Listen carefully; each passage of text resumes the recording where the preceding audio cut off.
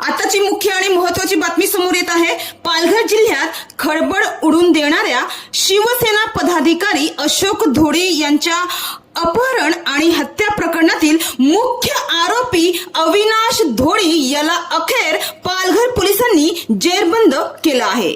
अविनाश धोडे याला दादरा नगर हवेली परिसरातून अटक करण्यात आली आहे। ही कारवाई पालघर पोलिसांच्या स्थानिक गुन्हे शाखेने केली आहे। अशोक धोडे यांच्या अपहरणानंतर हत्या करण्यात आल्याची गंभीर बाब समोर आली होती। तपासात मात्र अविनाश धोडे हा मुख्य सूत्रधार असल्याचे उघड झाले होते। मात्र या घटनेनंतर तो फरार झाला होता। अविनाश धोडे याच्या तपासासाठी पालघर पोलिसांनी विशेष पथक नेमले होते।